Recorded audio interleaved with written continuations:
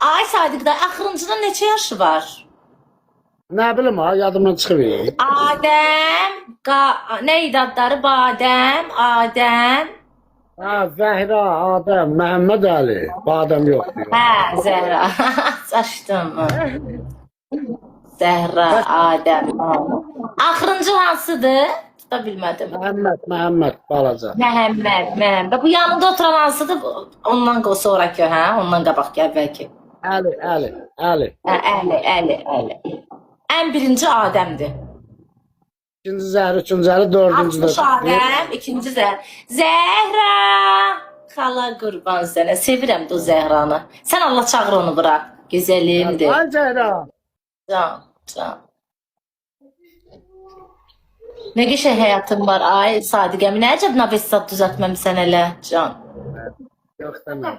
Sınava. Çay Bir çabuk daha hamadan oldu səndən məndən başqa. Ha, biz yetimin baktı. Bilirsən niye? Elimize düşeni yedirtdik, getdi. Elə yenmə şeylə olacaq.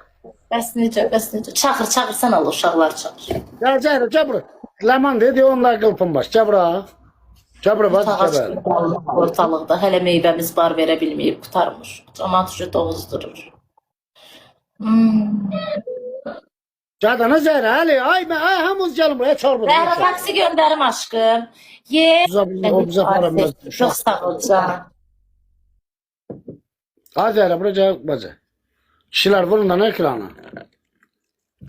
O kimdir?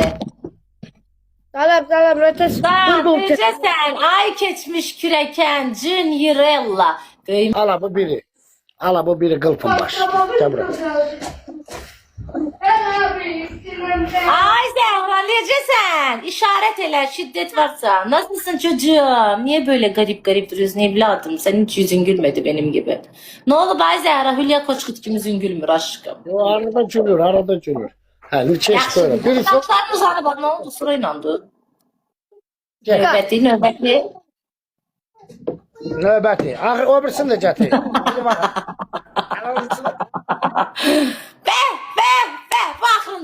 Bu axırıncıdır.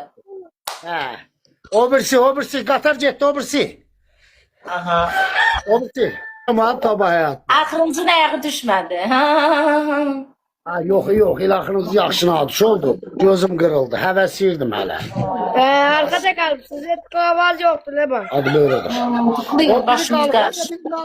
Her şu an biri kalıp gel onu da getir bura.